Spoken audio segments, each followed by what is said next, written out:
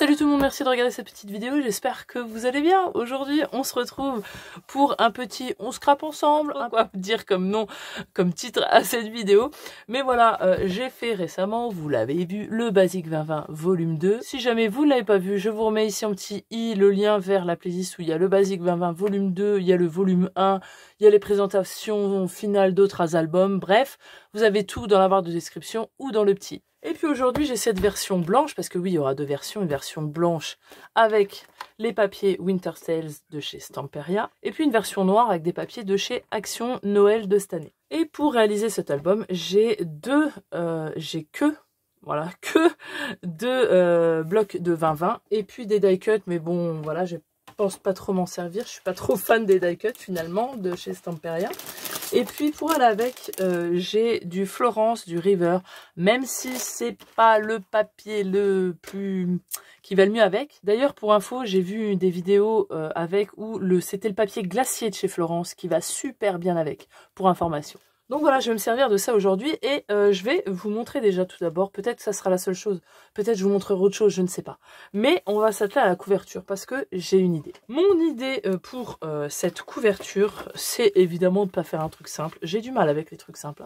Je me suis arrêtée sur cette image-là que je trouve trop belle et surtout, je me suis arrêtée sur le fait que ça soit en 3D au final parce qu'on a un devant et on a un fond.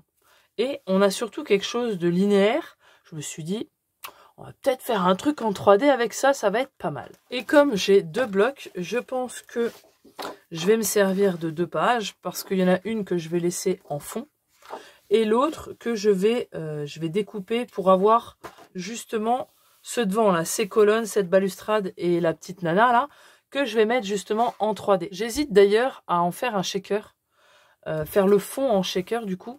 J'hésite grandement. Donc voilà, là tout simplement, vraiment simplement, je me munis de mon cutter et je vais découper. Alors déjà, je vais regarder où est-ce que je vais découper, où est-ce que je veux m'arrêter. Donc je pense qu'il faut que je fasse le tour ici des branches. Vous voyez, je vais faire le tour des feuillages comme ça un peu arrondi. Je vais essayer de passer le plus au-dessus que je peux du château pour pas le toucher. Et puis je vais revenir ici, et puis le tour de la nana en faisant le mieux que je peux, en essayant de ne pas lui couper la main, quoi. Donc je vais déjà partir ici, parce que moi je suis gauchère. Donc franchement, le plus simple, c'est de partir de la gauche. Et puis comme d'habitude, pour couper, je vous l'ai déjà dit plein de fois, mais voilà, c'est tellement plus simple et beaucoup plus droit quand je fais comme ça. Toujours avoir des doigts qui touchent le sol quand vous tracez une ligne. Vous voyez, moi j'ai un doigt comme ça et l'autre qui est là. Et puis je coupe en suivant les traits que je vous ai indiqués. Vous voyez, sur tout le tour ici, en faisant de mon mieux. Et puis je vais m'atteler à terminer les petits feuillages là, qui est peut-être un peu plus compliqué, mais vous voyez que je fais pas dans le détail, hein. Vraiment je contourne. Et puis on obtient donc ce petit cadre là qui va venir du coup hop, en 3D sur celui-là ici. Bien sûr, avant il va falloir que je retaille parce que moi donc ça fait 20 par 20 et là ça fait 20,3. Donc il faut que ça atterrisse à 19,5. Et pour information, ici les 19,5 sont vraiment à la limite entre cette ligne bleue là et cette ligne bleue là, et c'est pareil pour le haut. Donc j'ai juste à couper à la main les bords ici et puis là en haut pareil. Alors une fois que j'ai découpé ça, j'ai décidé de faire un cadre tout autour pour surélever. J'aurais très bien pu mettre de la cartonnette sur tous les bords et le coller tout simplement sur l'autre. Mais je voulais vraiment que ça soit quelque chose de très propre. Que sur le côté, vous voyez, ça fasse très beau. Et du coup, c'est ce qu'on va faire. On va faire un cadre comme ça. Très simplement, vous allez voir, je me prends pas la tête. Il n'y a pas de mesure à faire. Donc, on va faire ce genre de choses-là. Tout simplement, on va prendre un morceau de papier qu'on va couper à 19,5. Ok, ça c'est la longueur. Pour tous les morceaux, c'est pareil, vous allez faire 4 fois la même chose. Et puis ensuite, on va le couper à 4,7, mais 4,8. Je fais d'abord un premier pli à 8 mm. Pourquoi 8 mm? Simplement pas pour faire un, pour pas que ça vienne gêner le pli, on va dire. Donc je le fais à 8 mm. Ensuite, je monte à 1,8, 2,8, 3,8 et à 4,8, je coupe. Ensuite, je viens marquer tous mes plis. Et voilà, c'est comme ça. Simplement, je vais replier la petite bande de collage. Je vais, hop, mettre de la colle dessus. Et puis, je vais le replier sur lui-même. Voilà, je ne cherche pas à essayer de faire le truc en volume. Non, je fais tout à plat. Je le plie sur la moitié. Hop. Et puis, voilà, j'ai formé mon une partie de mon cadre. Donc, vous allez obtenir, logiquement, 4 petits boudins. Non, 4 petits rectangles comme ça. Moi, il y en a déjà, voilà, j'ai déjà commencé, c'était pour faire un essai. Donc, il y en a 2 que vous allez laisser tels quels. Voilà, on ne les coupe pas, vous les laissez tels quels, on les met de côté. Et puis, il y en a 2 autres qu'on va couper comme ça. Donc, vous voyez, on obtient ceci. On va faire une marque à chaque bord à 1 cm. D'accord? Donc, je vais faire une marque. Je m'assure de ne pas être sur le côté où ma bande de collage vient se coller. Donc, celui-là, je vais l'éviter. Je vais le mettre vraiment derrière. Je vais faire mes marques sur la face avant ici et sur celle du côté là. Voilà, j'écrase mon truc. Hein. Il n'y a pas à se soucier de ça. Je l'ai fait là et je vais la faire de l'autre côté. Vous voyez, j'ai une marque là et une marque là. Et en fait, je vais prendre mon ciseau. Alors moi, j'ai que des grands. Je vous conseille de prendre un petit ciseau fin. Ça sera beaucoup plus simple. Et la marque que vous avez sur le côté ici, on va la couper droite. D'accord? On va ôter tout le carré ici. Et puis ensuite, en revenant, on va aller de notre marque en diagonale ici. Vous voyez, les marques sont là. Je coupe comme ça. Je m'arrête à la marque. Je coupe comme ça. Hop, jusqu'au pli. Et j'ôte donc ce petit carré. On obtient ceci. Ok? On a toujours notre marque ici. Eh bien, je vais aller de là à là en diagonale. Hop, comme ceci. Donc, on a un premier côté comme ça, d'accord? On va faire la même chose en bas, d'accord? On se rappelle, si pour vous donner un repère, l'ouverture doit être vers l'intérieur où va être le cadre. Vous voyez, hop, le deuxième, il va venir en fait s'emboîter comme ça. Voilà, comme ceci. Alors, simplement à mettre de la colle à l'intérieur. Et puis à le maintenir, vous voyez que moi je l'ai collé tout simplement avec la textile glue, ça tient très bien. Ça n'a pas besoin d'être parfait, faut pas s'en inquiéter, il faut que ça tienne, parce qu'après ça va être simplement caché. C'est surtout pour que sur les côtés on ait quelque chose de beau et de propre. Donc les marques, ici vous voyez je l'ai dans le sens là, vous le mettez comme moi. Vous allez faire une marque au-dessus, hein, comme ici, et puis à l'intérieur là. Donc je l'écrase, je fais ma marque, hop, c'est dans l'autre sens, donc moi je le pivote.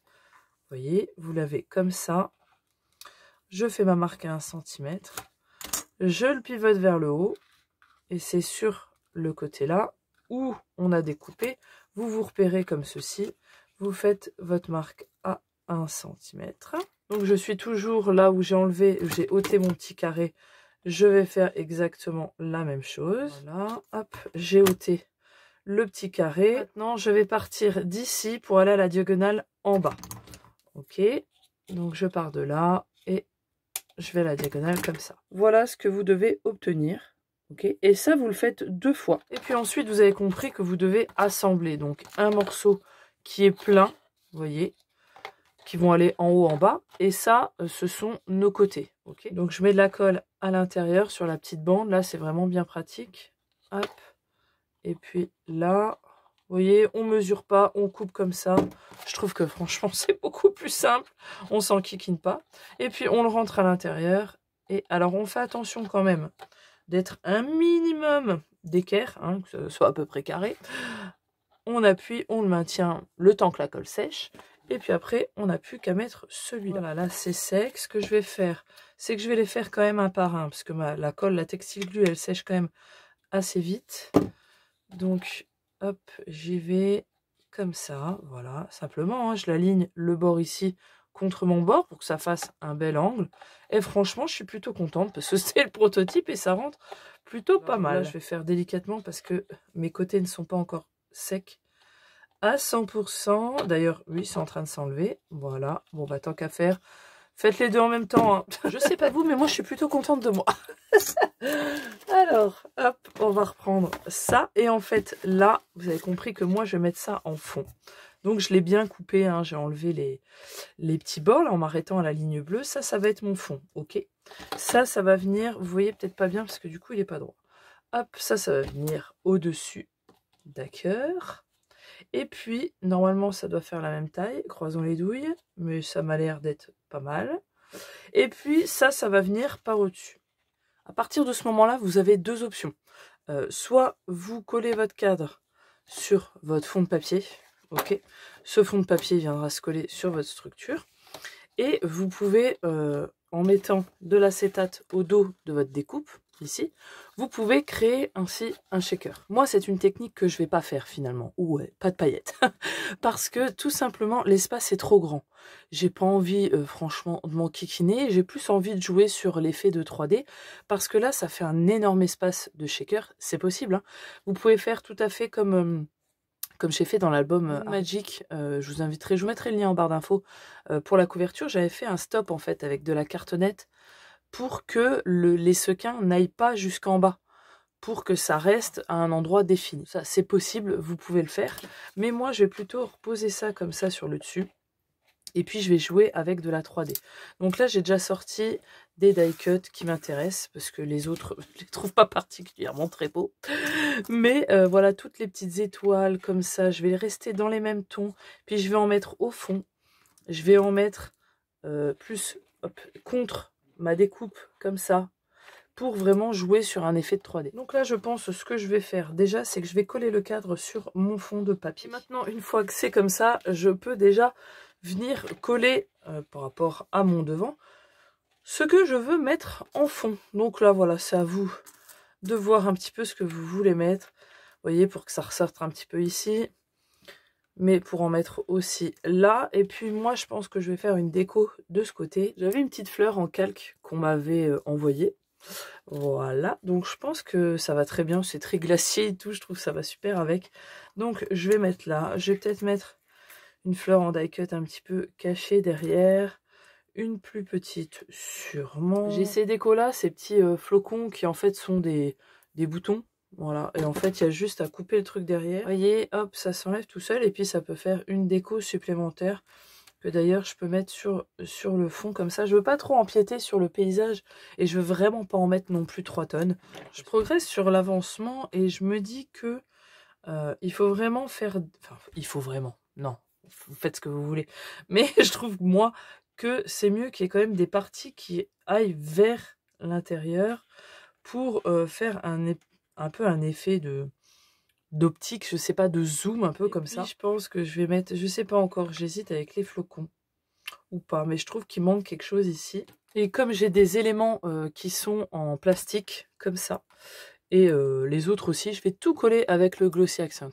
Franchement, beaucoup mieux, moins salissant que la colle chaude, et puis ça tient hyper bien, ça met longtemps à sécher certes, il faut une bonne pression dès le départ. Une fois qu'il y a eu la bonne pression, vous le laissez sécher tranquille et voilà, vous êtes bien. Mais ça, c'est impeccable. Donc voilà ce que ça donne une fois tout collé.